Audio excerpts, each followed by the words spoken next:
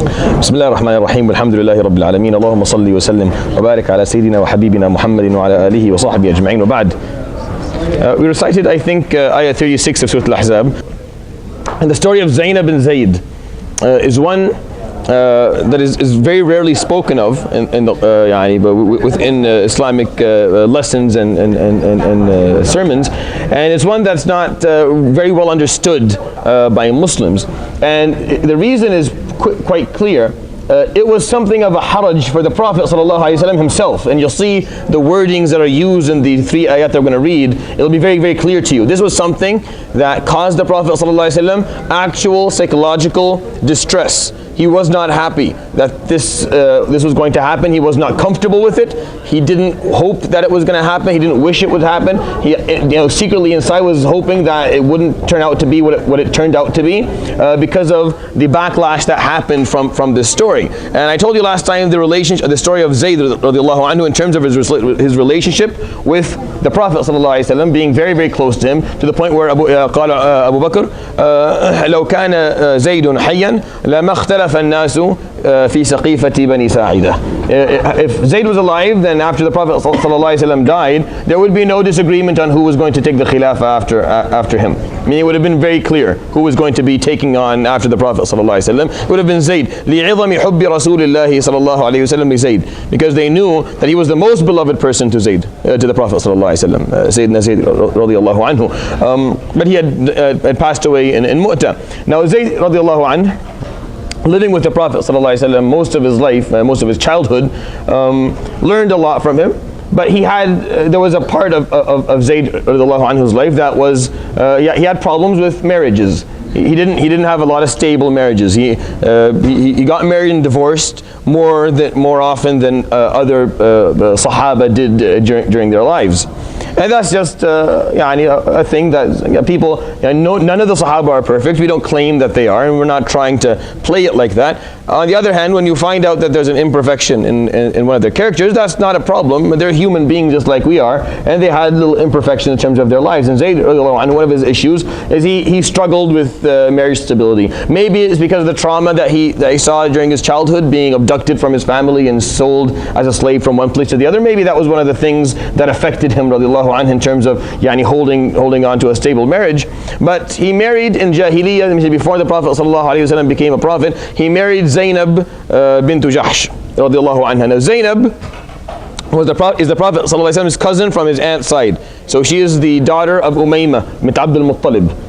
So Zainab is the Prophet ﷺ's cousin, and ﷺ wanted to marry his adopted son to someone whom he was related to him. So he chose for him a very respectful lady from a high, a wealthy and very known family. And Zainab was okay with it, and they were happy with that, until things changed when Islam said no more tabanni, no more adoption. His name now is Zayd ibn Haritha. Now Zainab was no longer married to Zayd ibn Muhammad. Right? That's not. She's married to a guy called Zayd ibn Haritha, and she's not very happy about that. That's not what she was hoping for. She's okay with Zayd ibn Muhammad, but not with Zayd ibn Haritha. That was a little thing that kind of didn't. Another thing is that she didn't have children. She was a lady who couldn't have children, and that of course had its weight on the marriage. And every time they disagreed, Zainab would remind Zayd of his background and how he was very poor. Zayd was just financially, he lived the same standard the Prophet ﷺ lived on. And Zainab came from a very wealthy family. So these issues kind of all came together, and every time something happened between them, as all couples on earth as they go through, meaning what happens between a man and his wife, or a woman and her husband, and they disagree, they remind each other of things. Zayd has that little thing, well, you never brought me kids. And Zainab has, well, you come from and you're not actually Muhammad's son, you're from a different family. So they would use these things on each other, and they would, fight. And it happened so many times that they were feeling that, okay, we're not getting any better. This is not working out. We don't seem to be, really getting along very much. And Zayd was thinking of divorcing Zainab. Now there's a lot of issues here that we have to talk about. I'll come back to them. I just want to make sure that the story is continuous, so you know what happened. What happened at the same time where Zayd was thinking of it, the Prophet ﷺ sees a dream.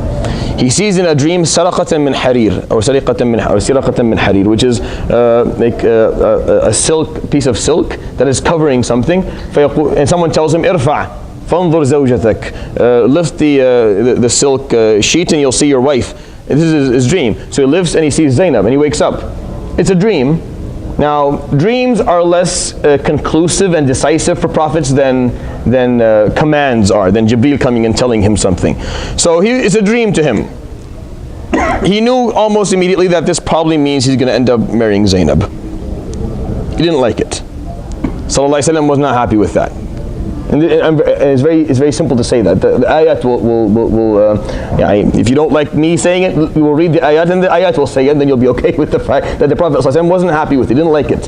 And he was hoping that this wasn't a conclusive or decisive dream, that this was maybe it had some different interpretation. Maybe the interpretation wasn't that he was going to marry her. He was hoping something different. And then Zayd, a few days later, comes over saying, I don't want my wife anymore. And the Prophet ﷺ is like, no, Ya Zayd, amsik alayk, hold on to your wife, ittaqillah, take it easy, find ways to work it out. But inside he knows 99% is going to happen, and this is what Allah subhanahu wa ta'ala wants for him, and he doesn't want this, he's not hoping for it, he's not happy with it. Aisha said, لو كان رسول الله صلى الله عليه وسلم كاتما شيئا من القرآن لكتم هذه الآيات. If the Prophet صلى الله عليه وسلم was going to withhold anything of the Quran, he would have withheld ayat from 37 to 40. He would have withheld those ayat and not shared them with the Muslims, because it talks about something happening within the heart of the Prophet ﷺ that Allah subhanahu wa ta'ala is pointing out. You shouldn't have felt like that. Shouldn't have felt like that. There's no haraj in what I tell you to do. All right.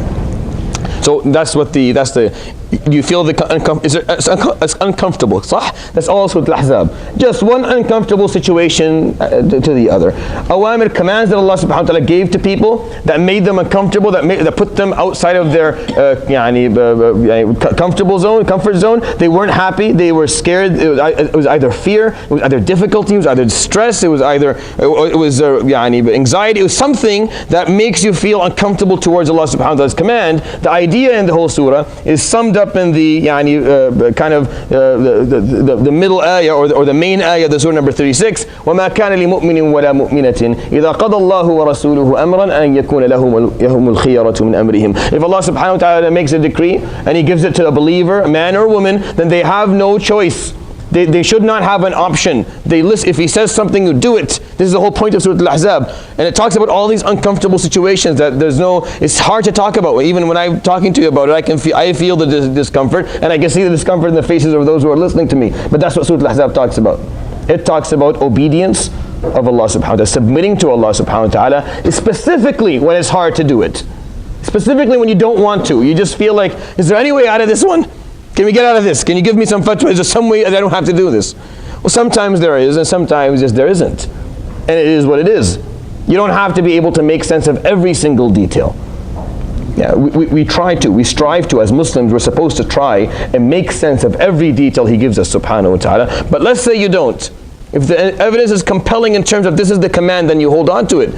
You hold on to it even if it's uncomfortable, even if you don't like it. That's an important part of accepting al-haqq, of accepting righteousness and accepting the word of Allah subhanahu wa ta'ala. It's an important part of it, of you accepting it, the parts of it that you like and the parts of it that you don't like. And picking and choosing is not a part of the deen. If He gave a command subhanahu wa ta'ala, then you don't look for the wisdom within the command hoping to find it. You know there's wisdom there. If you didn't find it, then that was just our shortcoming. If we didn't find the wisdom, that's our fault. But it's there. We just didn't see it. We don't say, well, I didn't see any wisdom in it, so I'm not doing it. No, that's not. What are you doing now?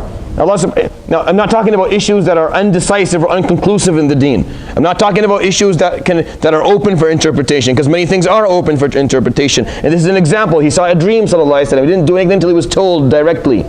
Actually, this strengthens my point. The Prophet ﷺ didn't actually do anything based on the dream. He waited until he was commanded by Allah subhanahu wa ta'ala verbally, and then he did it subhanahu wa ta'ala. When Jibreel told him, زَوَّجَكَ اللَّهُ Zaynab, Allah subhanahu wa ta'ala has made Zaynab your wife after she was divorced by Zayd.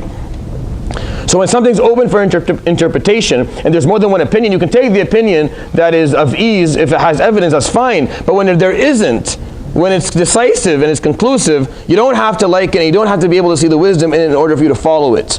Because you've already seen the wisdom and the belief in Allah subhanahu wa ta'ala to begin with. You have already established that La ilaha illallah, you've accepted that. You've accepted the prophecy of Muhammad sallallahu alayhi wa sallam. You've also established that. You've established the holiness of the Quran. You've already accepted that. Now, it's simple. You've established everything that the Quran says you should be okay with. Now, if something is non-conclusive or undecisive, that's fine. Take whatever easy, it's actually the faqih's obligation to give you the easiest fatwa he can possibly give you, and then take the most difficult fatwa for himself if he wants to. But if it's decisive, meaning the level of certainty in terms of this ruling, both the authenticity of its narration and the meaning, the interpretation of it is authentic, and there's no way of beating around the bush, and there's no other way to understand it, then you stick to it. Whether you are comfortable with it, alhamdulillah, many times we are, or whether it's like Surat AlAhzab's topics and it's not. It's just completely uncomfortable and it's not nice and we don't enjoy it. Now the ultimate story in Surat AlAhzab is the story that the surah was named after, Al-Ahzab, when they stood waiting for the Confederates, all 10,000 of them, to come and annihilate Medina. That was the scariest time for all Muslims. And then they were betrayed by the tribe of Banu Qurayza, made it even worse. Probably the worst time for the Sahaba and the Prophet ﷺ within their city. And the surah took this in 3-4 pages and it broke it down to its elements and talked about how they were supposed to behave. But then it moved on to other things. It moved on to the house of the Prophet ﷺ and his wives not wanting to live with the financial status or the financial standard that he had given them. Right? And then it talked to women, specifically in terms of their behavior. And then it talked about how women and men are equal in the Muslimina wal Muslimati, all topics that we find today difficult to speak of. Issues of equality and equanimity and different roles that are played by both genders. And then this topic here. Zayd divorcing Zainab. And the Prophet ﷺ being told to marry. This was very hard for him ﷺ. Before I read those and we see and we observe and listen to how it was difficult for him, I want to talk about the fact that Zayd actually divorced Zainab. Because I think that's overlooked a lot. Zayd, if you are, I told you a story, I gave you some information about him. He is ranked amongst the Sahaba, probably within the first, the highest ranked, amongst the highest. He's one of the first people to accept Islam. Khadija, Abu Bakr, Ali, and Zayd, right? Those four. We don't even know exactly. We know Khadija's number one. We don't know the other three, who did it first. We're not 100% sure, right? But these first four people. That Zayd radiallahu anhu was called by the Prophet sallallahu alaihi wasallam Hibbu Rasulillah. He was the most beloved to the Prophet sallallahu alaihi wasallam. And Usama was called Al-Hibbu ibn Al-Hib, the beloved son of the beloved to the Prophet sallallahu alaihi wasallam. That was the known description of him. Alayhi salatu wasallam was never seen walking outside of his home without a shirt on, except one day when Zayd came back from a battle that he was sent for. He was sent to go fight, and he came back, and it took longer than expected, and he finally came back, and the Prophet ﷺ heard Zayd's voice knocking on the door, and he ran out of the house without a shirt on. I never saw him actually walk out of the house without getting dressed properly, because Ali would take care of his clothing. Except that day he was so excited to see Zayd, and he hugged Zayd, and he wasn't wearing a shirt. So he's one of the highest ranked Sahaba. Zainab, very soon after this story, and she's going to be the wife of the Prophet. So she's going to be called al-Mu'mineen. Radiallahu anha is going to be called al-Mu'mineen for the rest of her life. And she was known to be one of the most pious women that we have within the seerah of the Prophet sallallahu alaihi wasallam, one of the highest ranked ladies. Definitely among the highest 9, because those are the wives of the Prophet sallallahu alaihi wasallam amongst his daughters. So we're talking about two people who are impeccable ethically. And from a religious standpoint, they are very high in terms of their status and their religious standards and their piety and closeness to Allah subhanahu wa ta'ala. Yet they got divorced. Divorce doesn't mean that the two people who were married were evil. Because you divorced your wife doesn't mean that you were evil or she was. It doesn't have to be like that, and it should not be like that. Surat AlAhzab, by the way, like as a hidden message, gives it to us a number of times. Right? It gave us a number of times this.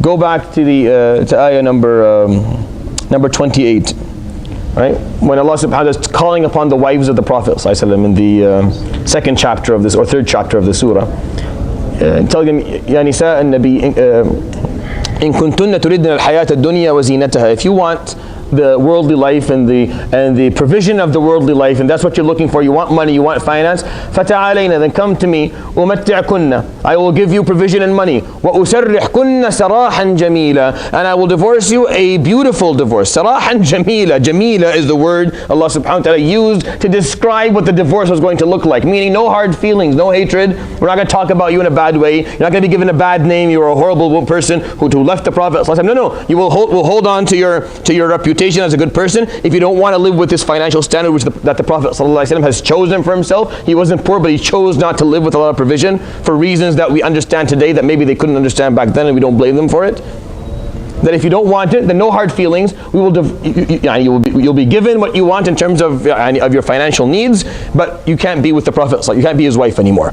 Usarrihkunna, you'll be divorced. Sarahan jamila, a beautiful let go. Sarahan, the word sarah is not actually the word divorce. That's the figurative, that's what it means. But literally the word sarah is to let someone go, set someone free. Usarrihkunna sarahan jamila, I will let you go in a beautiful manner, meaning we won't be any gossiping about one another. We won't be trying to rip each other off. We won't be yelling and screaming and using foul language and holding on to the kids and using them as pawns in this whole disagreement. And not going to be telling people what a horrible life I had and then expressing how happy I am now that I'm finally got rid of this person out of my life. None of that. It's just we didn't see eye to eye. Go our separate ways, respectfully and in a civil manner. And this is what the Quran talks about all the time. You don't believe me? Read Surat Al-Talaq.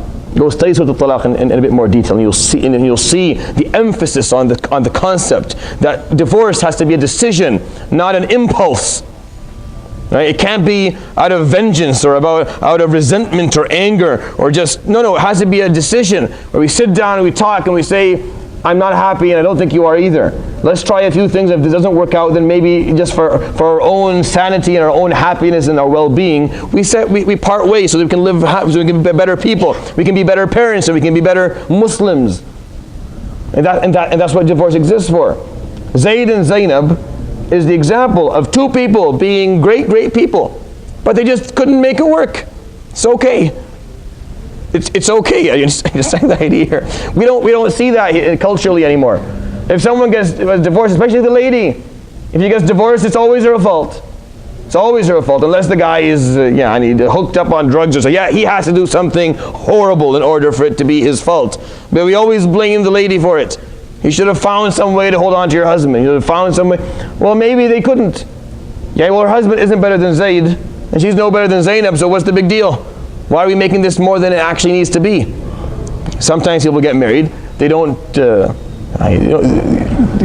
see eye to eye, and they get married again. If you are to study the seerah of the Prophet ﷺ, you're going to be shocked. I guarantee you, shocked of the number of marriages and divorces that you're going to find. People were marrying and divorcing, and it was a very simple thing.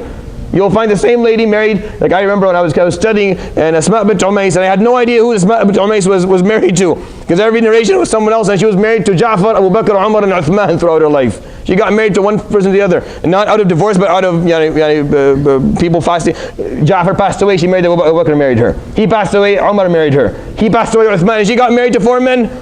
It was Khadija, the wife's beloved, the Prophet's beloved wife. He loved no one more than her. She was married to 2 men before him, and she had children from them who lived with her in the home of the Prophet ﷺ.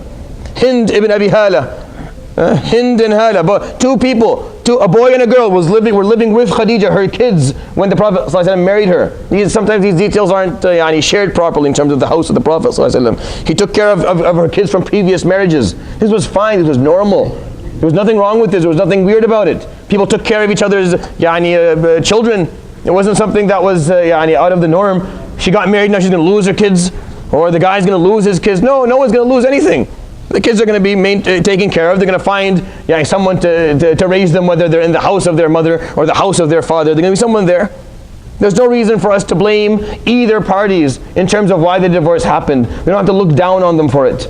I'm not encouraging divorce. I'm not saying, okay, go. Start. No, not at all. It's the worst thing you can hope for in a marriage and in a family. There's nothing more devastating to the kid, nothing more devastating to you as a person emotionally and psychologically, and even now, Jazakumullah khair, with the financially is divorce. But it doesn't mean when you need to use it, that you are evil and you made a mistake. That's what I'm trying to say. When it's needed, it's needed. And when it's done properly, it's done properly. There's nothing wrong with that. Zayd and Zainab were two of the greatest Sahaba to ever live. And they couldn't make it work. Just like any couple in the world. They had their issues, and these issues weren't going away. And they were fighting every day about it, and it just wasn't making life very nice. They didn't like who they were around each other. And they tried to make it work for a number of years, and they couldn't make it work. So what are they going to do? They're going to divorce. And that's what Zayd and Zainab did. And I think that's important that we acknowledge that, and we think about that a bit and contemplate about it. Because we have a very, very ugly Middle Eastern culture that is shoved into Islamic thought regarding marrying a lady who has been married before, right? To the point where even you could be cut off from your family as a guy if you think of marrying someone who was married before, and you aren't married before. Like if you are a bikr, you're not, you want to get married for the first time, you've never been married before, and you're going to go marry someone who, she's a widow or she's someone who was divorced, then you'll get so much pushback from your family. It's unbelievable. And even those who act like they're very open-minded will push back against you when it comes to their own families. When it's his son or his daughter, they change the way they look at things. And vice versa in terms of marrying your daughter to someone who was married before. And that, to me, tells me that we have stigmatized the concept of divorce in a way that Allah subhanahu wa ta'ala did not stigmatize it. Like, that's not what He did for it. If it was that bad, there wouldn't be a hukum in the Quran called talaq. I mean, divorce wouldn't be an option. We would be like the Catholics and we couldn't do it if it wasn't an option. But it is an option. All that we need to do is make sure that it's the last option, and then when we do it, and I'm going to use the Quranic word, beautifully. And it's not really beautiful, it's elegantly. It's in a civil manner. It's with respect, meaning we part ways. We don't start a war. We don't start fighting. We don't, and you start talking about, it's haram for you to ever say anything about your wife after you divorced her, because now she's someone who is gharib to you. She's not your wife anymore. She's a lady who's not related to you in any way, and there's no relationship. For you to talk about specific details that happen between you and her, this is haram. You are committing a very big sin. This is a huge sin. You will be held accountable for this Yawm al-Qiyamah. You could be held accountable for this in dunya in an Islamic state. You don't speak of her, ever. It's funny that if she speaks of you, it's less of a problem. And if the woman says something of her husband, it's less of a problem. But if the man actually says something about the woman after he divorces her, this is a musibah. You're speaking of someone else's, you're talking about the ird, of the honor of a certain other person. What are you doing? It's none of your business. You hold your tongue. This is an amana. Whatever happened between you and her happened between you and her. It's over now. And then you move on with your life. And these details you find in the Quran time and time again. And it's a hidden message within Surat AlAhzab, because it talks about the divorce of Zayd and Zainab. And people don't like talking about the divorce, so they don't talk about this. So Zayd and Zainab is kind of never hear the story. But the story is important. Yeah, they disagreed. I told you what they disagreed about. They're human. Yeah, and you sometimes like to imagine Sahaba not being human. They're human. He didn't have kids from her. He wanted kids. It bothered him that he couldn't have kids. Back then, having kids was a big deal. Today it's not as big as a problem, but back then it was a big deal. The strength of your family name was based on whether you had kids or not, to carry that name. And if you didn't have them, then you were going to, forever be forgotten, or you're not going to have a uzwa or something to protect yourself. It mattered. For her, as one of the granddaughters of Abdul Muttalib, being married to a guy from a different tribe somewhere far in North Arabia that no one knew, who was once at a certain point a slave, wasn't something that she particularly enjoyed. Right? I'm not saying it's right, but I'm saying this is the reality. They were human, and this caused problems, and these problems weren't, they couldn't fix it, so they wanted to get divorced, so they did. They did, and there's no reason for us to shame Zayd or to shame Zainab. Actually, we have nothing but praise for both of them. When we tell the story, we tell it with a lot of, we commend everything, and we nataradda anhum, and we ask Allah subhanahu wa ta'ala to increase His happiness with them, and we hope to be like them. Not necessarily in their divorce, but let's be like them in the way they did their divorce. Because we have no evidence that they fought and hated one another. And they caused, actually what we know is after, during the story, when the Prophet ﷺ, and he was finally told by Allah subhanahu wa ta'ala that Zainab is going to be her wife, he sent Zayd to do the khutbah for him. He sent Zayd to ask her if she would accept. So when they parted, they didn't part with hatred. There was still good, it was good relationship. It was a talking, functioning relationship. Didn't have to be, I can never ever speak to this person ever again. Now, if that is the situation when you get divorced, that means either you or your spouse or both of you are very immature. And it was an impulse. It was just a moment of anger, and then you did it, and you hoped that the other person would come begging you to come back, and they didn't, and now you're sitting there stranded in the middle of nowhere, and you have no way to get back. And this happens a lot in marriages, where they get divorced, and one of them regrets if not both of them, regretting they should have tried harder. But because of psychological immaturity and emotional immaturity, they didn't. It was an impulse. It was just an angry moment. That's not what divorce is. Divorce is a decision. Just like marriage is do you get married by impulse? Can you get angry one day and end up married? No. It's a decision. Then why can you end a marriage with an impulse? That's insane. This is another cultural problem that we have. This is not right.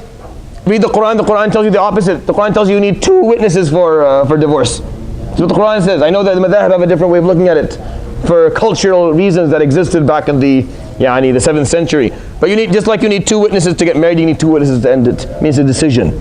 You sit, you talk to people, you talk to your spouse, you come up, this is not working, we need to end this. For the well-being of everyone involved in this, that's why we're going to end it.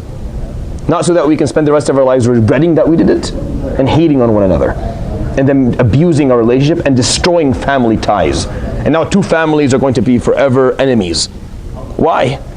Why would that be the case? Why can't it be sarahan jamila, and elegant and civil part way? Okay, so I want to make that introduction before we recited the ayah. And now we recite ayah number 37, probably up to 40. It's all one cluster of ayat, verses that give us a very, very important meaning. So we start inshallah with ayah number 37. أعوذ بالله من الشيطان الرجيم. بسم الله الرحمن الرحيم. وإذ تقول للذي أنعم الله عليه وأنعمت عليه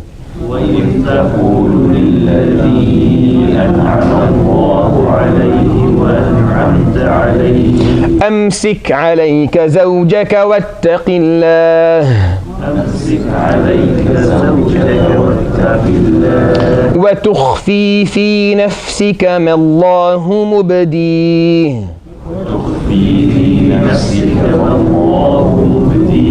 وتخشى الناس والله أحق أن تخشاه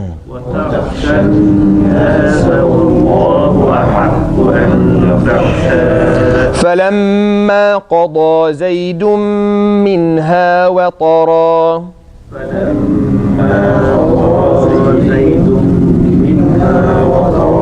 زوجناكها لكي لا يكون على المؤمنين حرج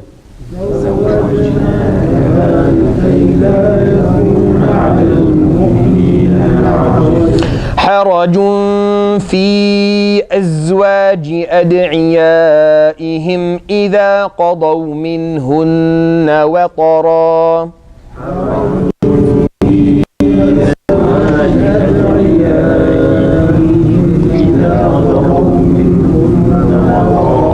وكان أمر الله مفعولا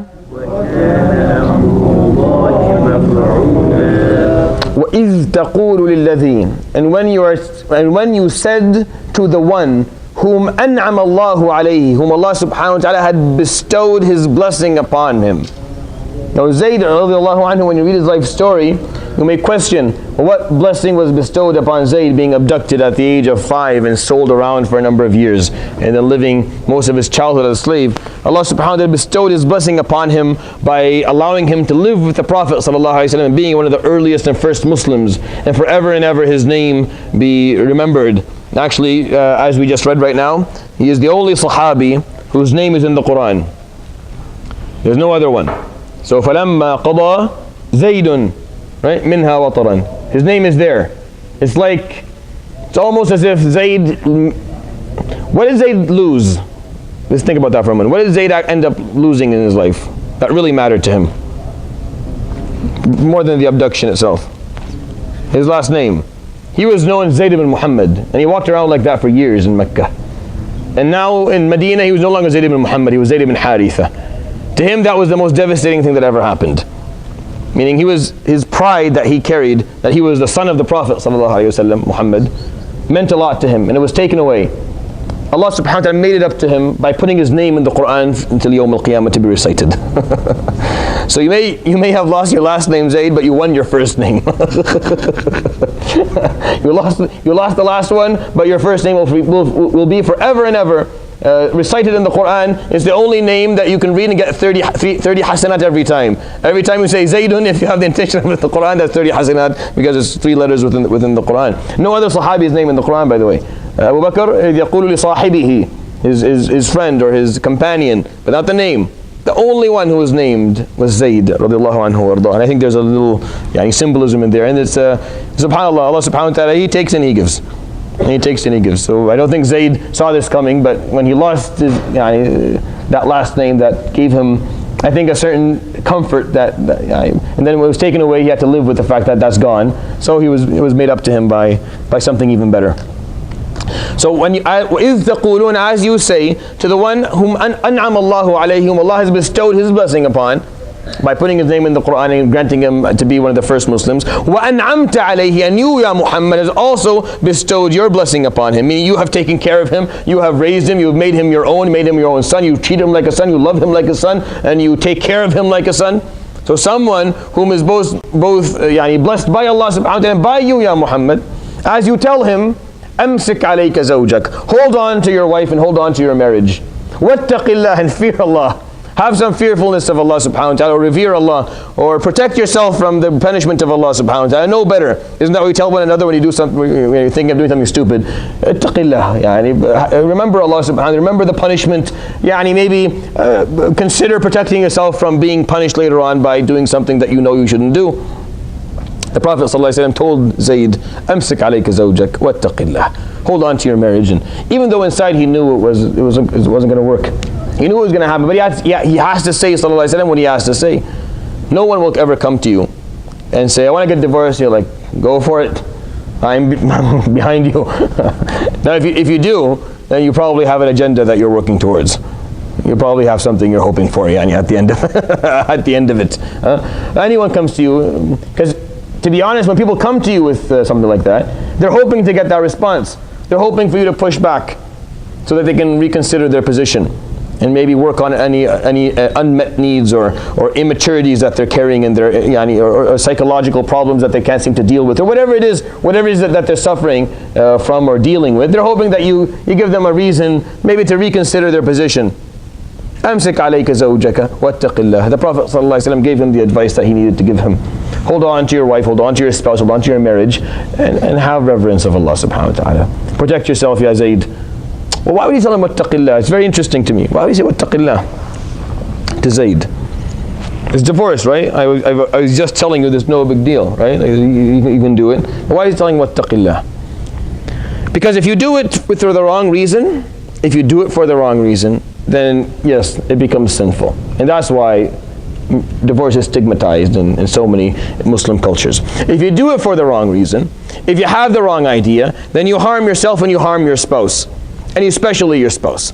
Meaning, when the man he wants to get a divorce, and he's 45, and he married his wife, and she was the same age as him when they got married. She's 45, and he's doing it for the wrong reason. He's going to be held accountable for that, and you see that a lot, and it happens a lot. Now he's 45. He's well established in the community. He has a lot of money.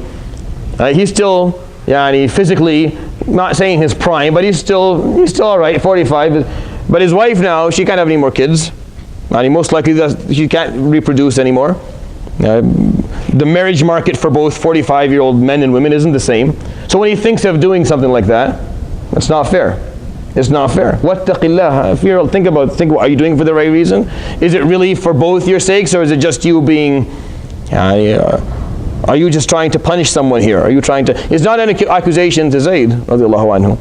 He's not being accused of anything here. As we saw, for Zainab it worked out even better. Like she's al-Mu'mineen. She wouldn't have been al-Mu'mineen radiallahu anha had this whole story not happened, right?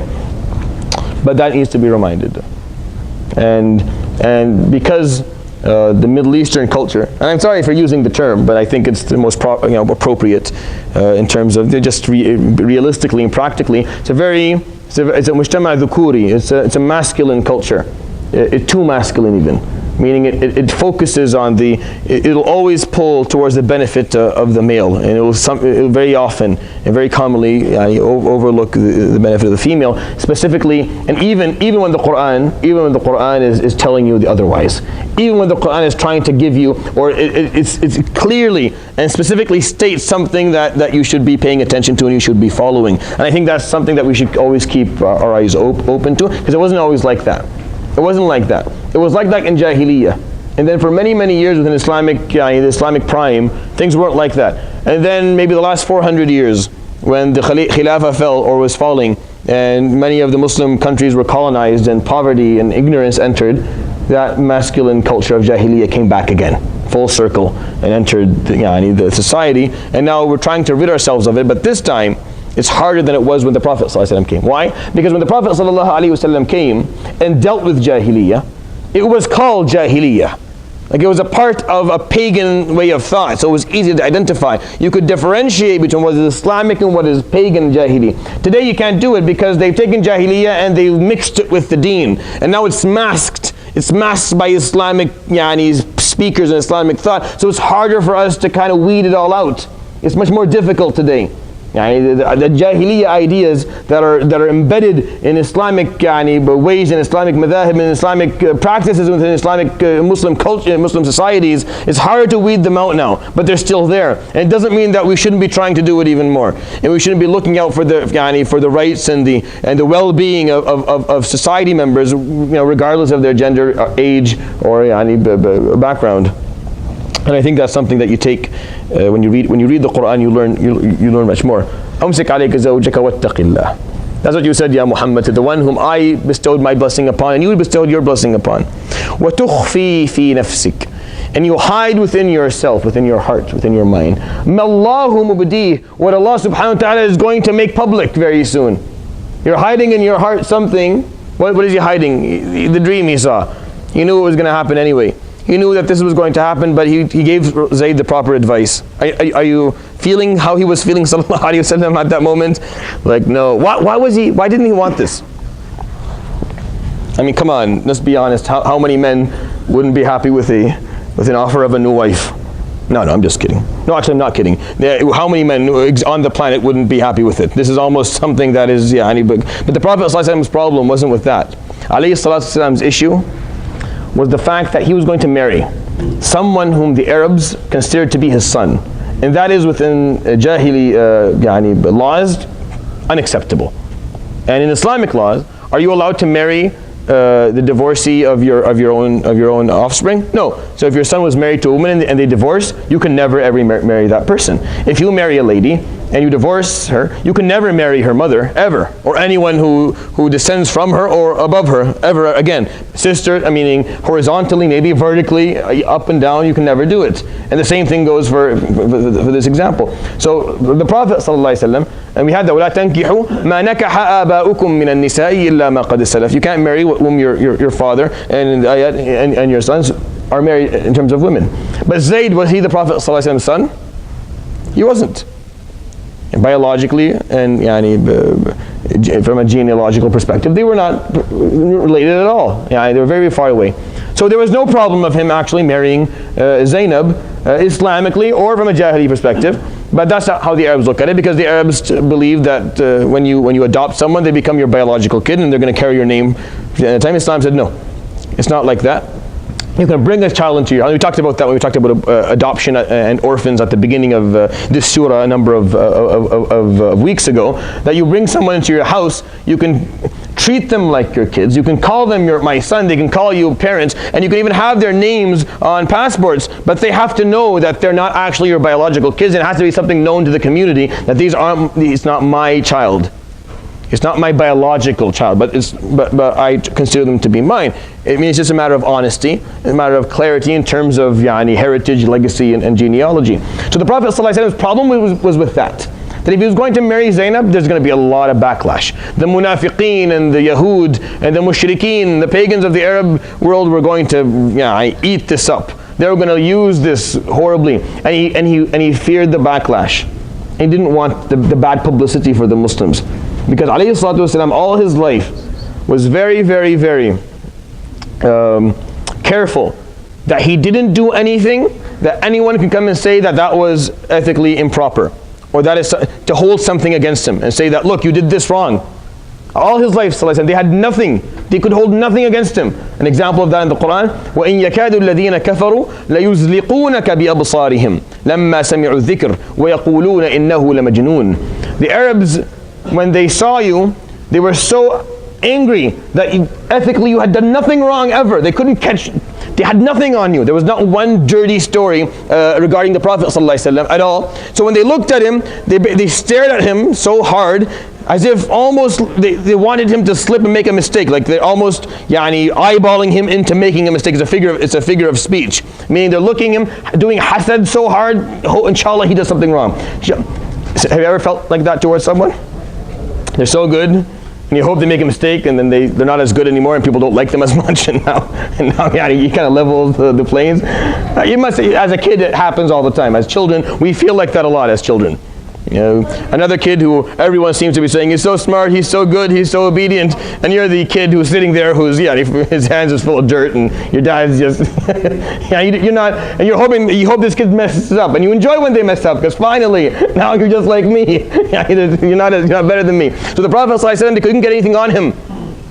So they would stare at him with such anger and hatred, hoping he would make a mistake, but he never did. So what did they say? وَيَقُولُونَ إِنَّهُ لَمَجْنُونَ. They would say he's insane. Sallallahu alayhi wa sallam. Insanity, is it a sin? Is it an ethical problem? No. It's insanity, right? Because they only said that because they couldn't find something on him to say you're a liar, or you're a deceiver, or you did something that was ethically improper. And then Allah subhanahu wa ta'ala gave him this dream. And he woke up, he's like, oh. He could see what was going to happen next. And this caused him haraj, sallallahu alayhi wa sallam. This caused him distress and discomfort. Because he was so careful all his life not to make a mistake. And he didn't, sallallahu alayhi wa sallam, ever. And this is not a mistake. And this is what the ayat are here to say. It's not a mistake. Why? Because I told you to do it. Because Allah subhanahu wa ta'ala commanded you, so it can't be a mistake. And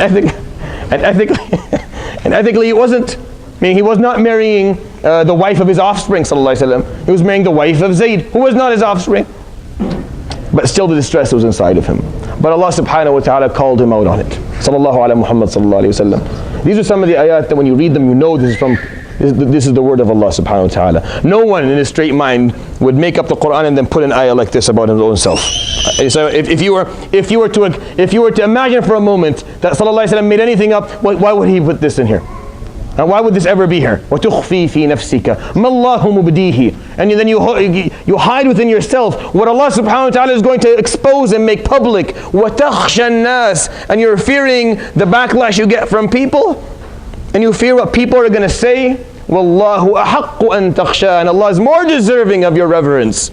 You revere people and what they're going to say and their opinions and how they're going to look at this. Allah subhanahu wa ta'ala is more deserving of your reverence. Sallallahu ala Muhammad sallallahu alayhi wa sallam. It's for us to learn. These ayat are very deep in terms of the meanings that we take from it. Sallallahu alayhi wa sallam was also human. He was a human being. He had the noble intention of why. But Allah subhanahu wa ta'ala, even when the intention is noble, if there's something that is higher in the list of priorities, He'll call him out on it. عَبَسَ وَتَوَلَّى أَنْ جَاءَهُ الْأَعْمَى. A blind man came to him, sallallahu alaihi wasallam. I did this a number of months ago, if you remember. A blind man came to him. He's saying, Ya Muhammad, allimni mimma allamaka Allah. Ya Rasulullah, allimni mimma allamaka Allah. Teach me from Allah has taught you. And he can't see. And the Prophet sallallahu alaihi wasallam is speaking to Uqba or Abu Jahl or Abu al-Hakam or Abu Sufyan or Abu al-Bukhtari or whoever, or whatever. He's speaking to one of the big guys. And he looks at this man coming to him. And he knows now that he has to go and talk to him because he's asking for knowledge and leave the person who is very close. So what does he do? Does he say, go, I'll come later? Does he say, I'm not going to speak to you? No. He just frowns. The guy couldn't see it. Like the man, the blind man, he's blind. He couldn't see the frown, so he didn't know it happened. He only knew the Prophet ﷺ frowned when the ayah was revealed. Ibn Maktoum had no idea. The Prophet ﷺ saw him coming and he frowned like, I have to speak to him, not, all right. Right? And Allah said, no frown. Subhanallah. No. The priority was you shouldn't frown. But he was blind, and I did it for a good reason. It's easier to talk to someone who wants Islam than to talk to someone who hates it, obviously. If I'm having a conversation and you don't like Islam, and you're picking on everything I say, you're tiring me. I'm getting tired at the end. I'm answering every single little debatable point. Someone who's going to nod is easier. If you're going to nod to everything I say, I'm much happier to talk to you. So why? So he was actually hoping to do the more difficult job than the easier job, and for a noble reason. And he did something that the guy couldn't see. And yet, no, you're not allowed to do that. عَبَسَ وَتَوَلَّى أَنْ جَاءَهُ الْأَعْمَى وَمَا يُدْرِيكَ. No, he can't do it. Sallallahu alayhi wasallam. He was held to a standard you and I aren't held to, right? And here, he feared for the backlash that the Arab were going to make against Islam, not against himself. He feared for the deen. He feared that they were going to say things that people would believe later on, and it would lessen the possibility and the probability of people accepting Islam. So his heart was in the right place. He was hoping that Islam, he didn't want anything to stain his reputation so that Islam could spread, and then that's why he was scared of this. But in the priority, no. What was higher in priority than that fear? The command of Allah. I showed you the dream. You saw it. You knew what was going to happen next. Don't wait for the interpretation. You know what was going to happen. His heart was in the right place. His goal was, I don't want to do anything that would stain my rep, so that I could continuously teach the deen. And it did happen, by the way. When he did get married to Zainab, people spoke. Oh, they spoke a lot. And the Arabs walked around in Jazeera saying, Muhammadun tazawwaja halilata ibnihi. Muhammad married the wife of his son. And they walked around Arabia spreading this, and it hurt him, sallallahu alaihi wasallam, inside. But then the ayah that we're going to read next is going to fix the problem for him, sallallahu alaihi wasallam. So his heart was in the right place. It wasn't a selfish need. It wasn't a personal interest issue. It was for the sake of Islam. But Allah told him the priority list was wrong, Ya Muhammad. Ya Rasulullah, you knew which one? You knew what came first. وَتَخْشَى النَّاسِ. You're fearing the backlash. You're revering the backlash of people. وَاللَّهُ أَحَقُّ أَن تَخْشَى. Revere the backlash of Allah subhanahu wa ta'ala. Fear Allah subhanahu wa ta'ala. Don't fear what people have to say. We do that a lot. We do that a lot in our lives. I think that's why I think the importance of this ayah. We do that so many times where you know it's time to pray, but you don't want to do it in front of these people because they may say or do something. So you fear what they may have to say, but you don't fear that Allah subhanahu wa ta'ala may not be pleased that you you postponed dhuhr or postponed asr, or you didn't do it properly, you were praying as if you were in a marathon. Well, why? Who are you fearing more? Why are you fearing these people more than Allah subhanahu wa ta'ala? Why? Why would you revere what they have to say and not revere what He has to say subhanahu wa ta'ala? Since you'll only revere Allah subhanahu wa ta'ala. In this one example, and again I told you, Surat AlAhzab is an uncomfortable one. It talks about stuff that people don't like talking about. This surah is rarely explained. Why? Because there's things about the Sahaba that they shouldn't have done, and things about the wives of the Prophet ﷺ they shouldn't have done, and things about Zayd and Zainab and how they did, and the things about the Prophet ﷺ himself. It's not comfortable. It doesn't mean at any point that we bring down the status of any of these people, not even 1 ounce. They're human. What they did, we'll learn from it, and we become better. And we preserve their statuses. Yes, go ahead. I just want to make something clear. Yeah. So in this ayat, is Allah subhanahu wa ta'ala saying that the Prophet should not have just felt it, or he should not have also given the advice that he gave to Zayd? No, he shouldn't have, so he shouldn't have gotten in so much distress. The word here is haraj. I mean, the word that is, the key word in these ayat is haraj, is distress. He was in distress, sallallahu alaihi wasallam. He was uncomfortable, and he carried that uncomfort with him because of that idea. That was his problem. What he said, أَمْسِكْ عَلَيْكَ زَوْجَكَ وَاتَّقِ اللَّهَ, he should have said, of course, that's what you say to someone. But وَتُخْفِي فِي نَفْسِكَ مَا اللَّهُ مُبْدِيهِ وَتَخْشَى النَّاسِ, that was the problem. You withheld something that you knew Allah was going to expose, and you revered people. You shouldn't have revered from in this specific situation. And the ayah after that we're going to read right now is the one that will make that inshallah clear. We'll read the one after. أَقْدُورًا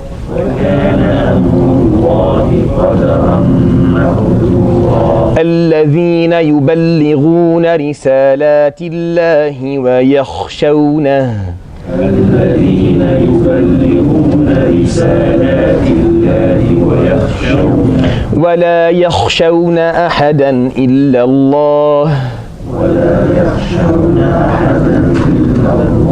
وكفى بالله حسيبا ما كان محمد أبا أحد من رجالكم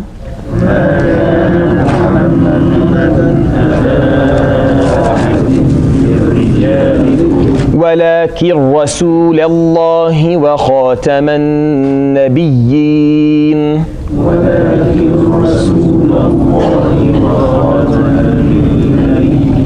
وكان الله بكل شيء عليما.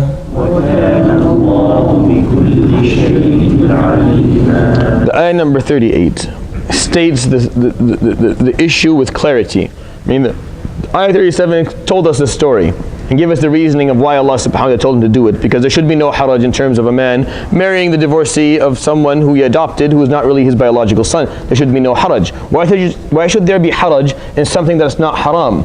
That is basically the concept here, by the way, and I'll talk about that in a moment. ما كان على النبي من حرج. There has never been and should never be, that's the ayah, that's the meaning of makana. There should never be haraj, distress or discomfort or difficulty upon the messenger, upon the Prophet ﷺ, فيما فرض الله له, regarding things or issues that Allah subhanahu wa ta'ala has obligated or has made obligatory upon, or He has commanded him to. ما كان على النبي من حرج. He should never feel distress or comfort towards what Allah subhanahu wa ta'ala has commanded him to do. Why would you feel distress? سنة الله في الذين خلوا من قبل. This has always been Allah subhanahu wa ta'ala's way. Sunnah, the word sunnah, I know we use it today, there's at least 6 different meanings for it, depending on what you study. If you study hadith, sunnah has a meaning. If you study usul al-fiqh, it has a meaning. If you study fiqh, it has a different meaning. If you study seerah, it has a different meaning. And then in the Quran, it has a wholly different meaning, completely different meaning. So it's one of the most important words to understand. Like there should be just a lesson just to take the word sunnah and then explain what it means. So when the guy goes says sunnah, ask him based on what do you mean? Which one of these 6 meanings are you referring to, so that we don't lose, we don't end up misunderstanding what we're talking about. Sunnat Allahi means the way of Allah. Sunnah, this is the way of Allah. This is how Allah subhanahu wa ta'ala has treated فِي الَّذِينَ خَلَوْا مِن قَبْلِ, all those who came before him. All those who came before. Who? Hold on for a minute. وَكَانَ أَمْرُ اللَّهِ قَدَرًا مَقْدُورًا. And the command of Allah subhanahu wa ta'ala has always been a destined decree. Qadaran is a decree. Something that Allah subhanahu wa ta'ala has predestined. It's going to happen. You can resist it, you can like it, you can accept it, you can refuse it, it's going to happen. Maqdura is destined. So a destined decree is going to happen, it's going to happen. There's really no stopping it. All that you really should do and can do for your own sake is just accept, because that will make it easier for you to deal with certain things. But who are those who came before whom this is the way Allah subhanahu wa ta'ala has treated them or has done or dealt with them in the past? الَّذِينَ يُبَلِّغُونَ رِسَالَاتِ اللَّهِ. The ones who convey the messages of Allah. وَيَخْشَوْنَهُ. And they revere Him. وَلَا يَخْشَوْنَ أَحَدًا إِلَّا اللَّهِ. And they revere no one else. وَكَفَى بِاللَّهِ حَسِيبًا. And Allah subhanahu wa ta'ala, as the one who judges us, is more than enough.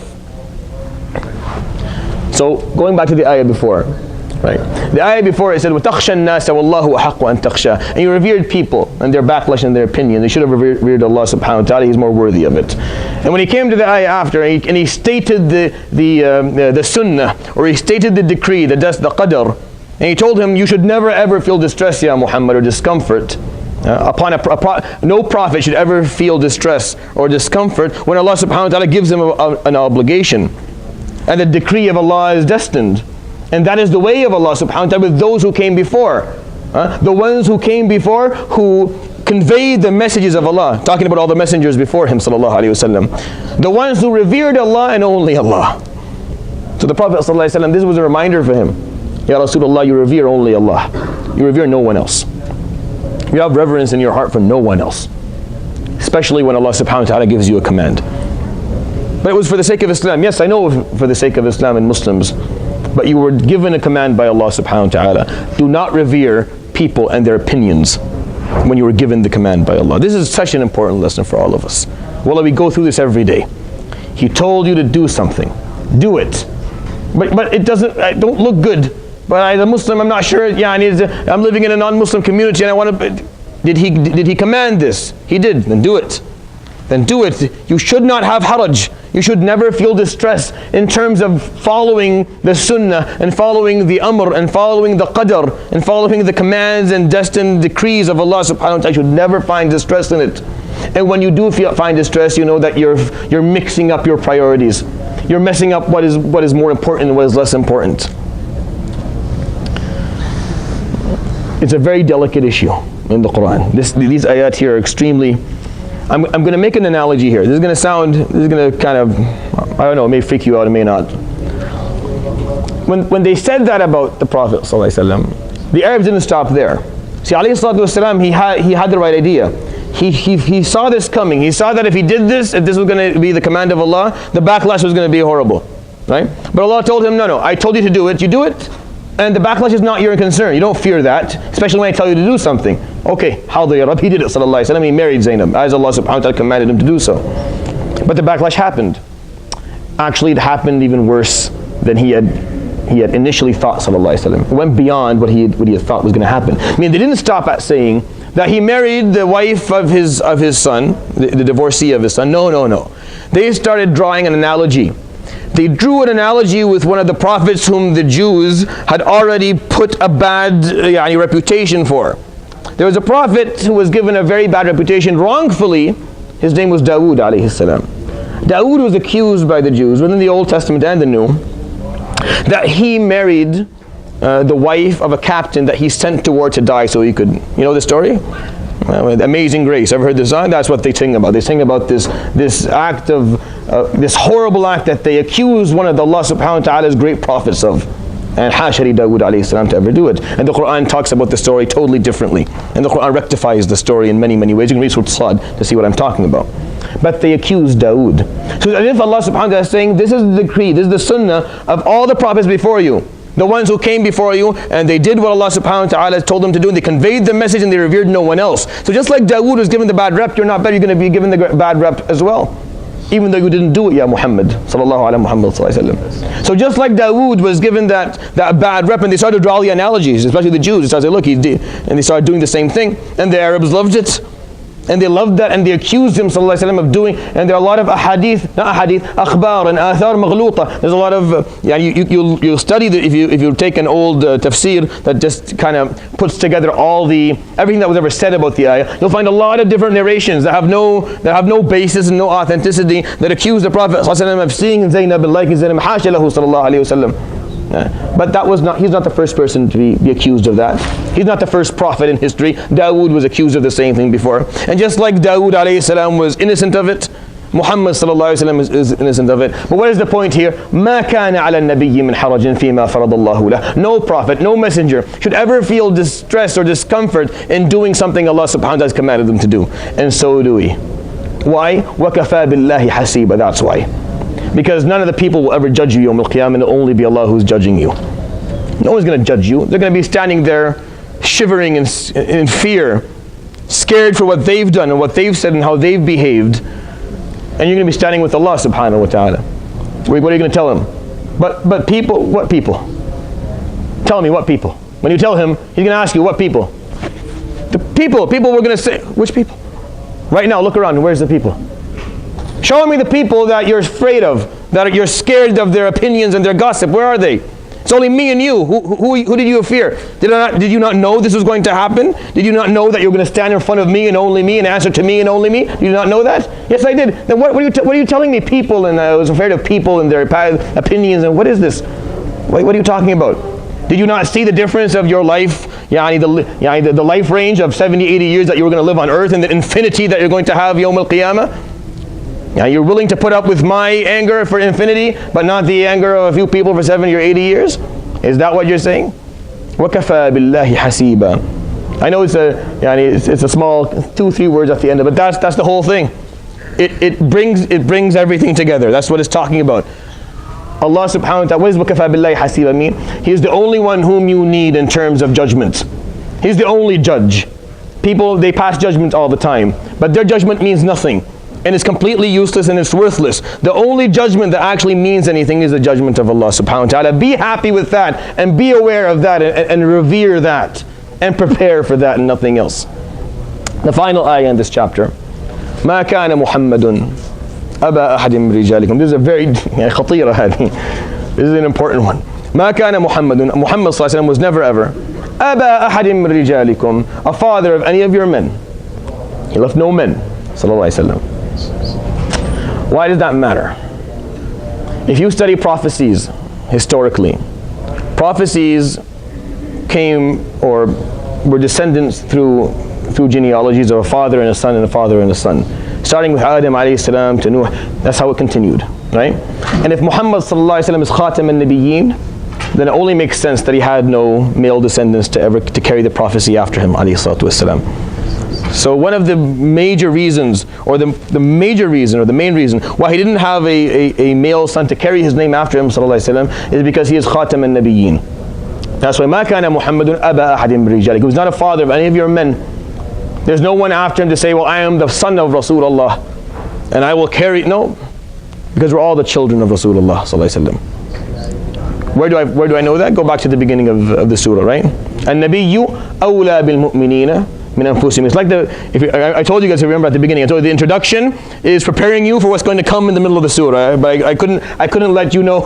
It was a spoiler alert. I couldn't tell you what was going to happen later. When he says at the beginning of the surah, النبي, the prophet, is more important to the Muslims, to the believers, than the importance of themselves to themselves.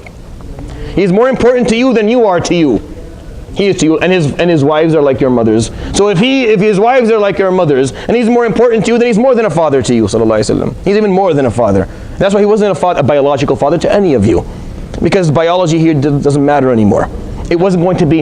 Islam was not going to be passed down based on inheritance of blood. It was going to be passed down based on inheritance of knowledge. It was going to be passed down based on inheritance of closeness to Allah subhanahu wa ta'ala, and love and time and effort that was going to be spent for the meaning of this message and what it carried.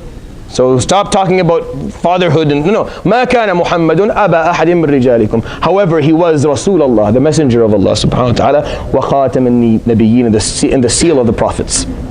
He is the seal of the Prophet sallallahu alaihi wasallam, the final one. There is no doubt within Islam. There's ijma' amongst all scholars, and ijma' is such a rare thing to ever be able to talk about within the deen, that anyone who believes that a prophet came after Muhammad sallallahu alaihi wasallam has left Islam immediately. That anyone believes for a moment that there is a prophet who was sent after Rasulullah sallallahu alaihi wasallam, Muhammad, leaves Islam immediately. He can believe in whatever he wants to believe in.